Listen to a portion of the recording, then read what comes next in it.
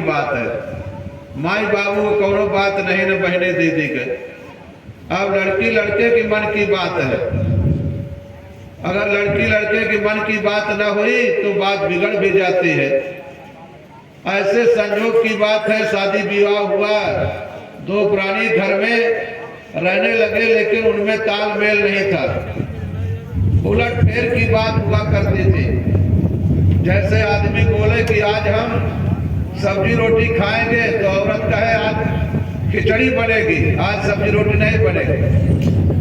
अगर आदमी कहे कि वहाँ भंडारा है, सत्संग में चलना है, तो औरत तुरंत जवाब दे कि हम सत्संग में नहीं जाएंगे, हमको जाना है सिनेमा देखने।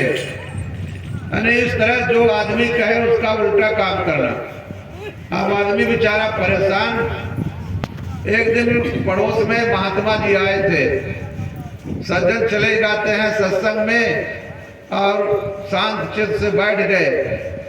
महात्मा जी सत्संग बोलते रहे और भक्तराज जो है कुछ बोले नहीं, शांति से बैठे रहे। बाद में महात्मा ने पूछा, भक्तराज क्या बात है, तुमको कोई तकलीफ है? क्या तकलीफ है तुमको? कहा, अरे महाराज हमारी तकलीफ कौन दूर कर सकता है। कहा, आखिर कुछ बताओगे? तो बताया अपनी बात की औरत हमारा कहा नहीं मानती है, हम जो भी बात कहते हैं वो बात उलट देती है। कहा, अरे इसमें कौन सी बात है?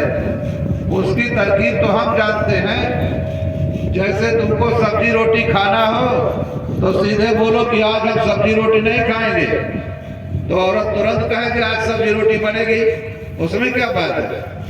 तुम्हारी इच्छा हो कि आज हम पूरी सब्जी खाएंगे, तो बोलो कि आज पूरी सब्जी घर में नहीं बनेगी, तो औरत तुरंत कहेगी पूरी सब्जी बनेगी। तुम बोलो कि मैं सत्संग में नहीं जाऊंगा, तो औरत तुरंत बोलेगी कि मैं चलूंगी सत्संग में। कहा, अच्छा गुरु महाराज अब हम देखेंगे, इसको आजमाएंगे। गए घर में तो गुरु महाराज का मंत्र उनको याद रहा कि आज हम उसी तरह बोलेंगे। तो जब घर पहुंचते हैं तो बोले कि आज सब्जी रोटी नहीं बनेगी, चाहे जौन हो जाए। औरत ने तुरंत जवाब दिया कि आज सब्जी रोटी बनी, चाहे जौन हो जाए। कहे, धन्य हो गुरु महाराज, तुम्हारा मंत्र तो बड़ा कामयाब है। अगर यह बात पहले हम जाने हुए तो आज तक इतना दिन होएगा झगड़े करत, काहे बड़े झगड़ा होते हैं। वो करे बाद कार्तिक वाली पूर्णवासी परत रहा है, तो भैया कहे लागे, कहें देखा ऐसा है, कल पूर्णवासी है लेकिन हम नहाए वहाए न जाए। तो औरत तुरंत कहा, अरे कैसे न नहा जाइयो, दुनिया सब नहाए जात है, हमहू चलम नहा, तुमहो गले चलो। कहे, धन्य हो गुरु महाराज, अच्छा संजोग बता दियो है, अच्छी जुक्ति बता दियो है। यही माया है का, माया का तो बाहर नहीं रहते। नारी पुरुष में एकमत होई तो भक्ति करे जुगन जुग सोई। अगर नारी पुरुष का एक मत हो जाए तो घर स्वर्ग है, इससे बढ़ करके कोई धारा नहीं है। संजोग की बात, दोनों प्राणी जाते हैं नहाने के लिए। जब गंगा के किनारे पहुंचते हैं तो नई नवेली जोड़ी देख करके केवट लोग दौड़ पड़े, भैया हमारी नाव पर बैठो, भैया हमारी नाव पर बैठो। लेकिन वो सज्जन जो रहा है वो कहें, भैया हम नाव में न बैठे, हम यही किनारे गंगा माई में नहा ले, हम बीच धारा में न जाए। औरत तुरंत ही बोल पड़े कि अरे हम नाव पर बैठे, चाहे 500 रुपया ले हैं तो हम देवे, बैठो, तुम हो बैठो, हम हो बैठे, हम बीच धारा में नहा, हम किनारे के न नहा।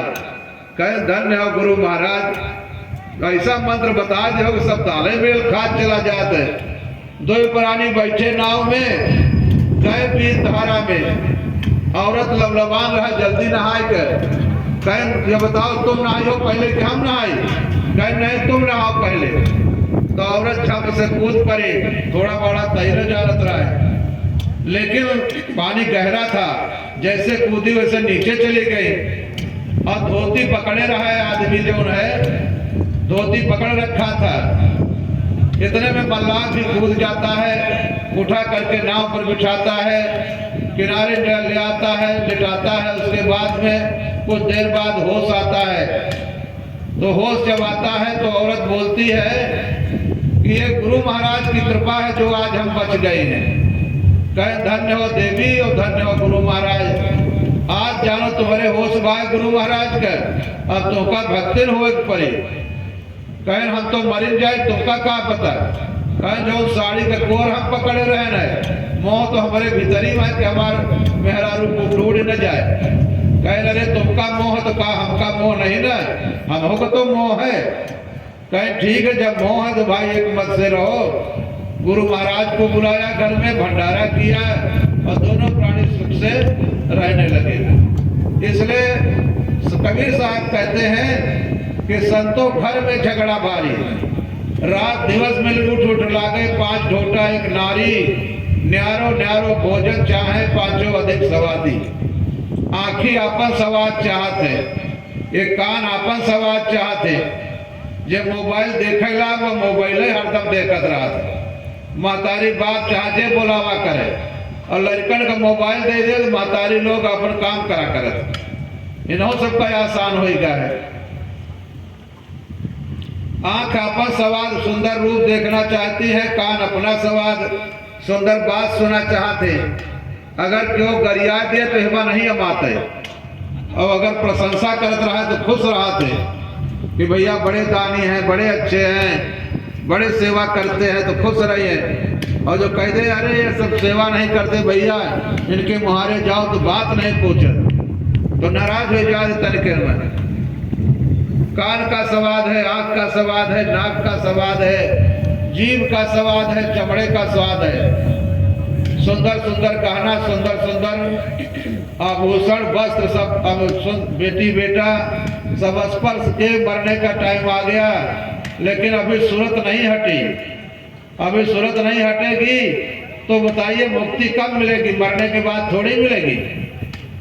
इसलिए साहब कहते संतों घर में झगड़ा भारी।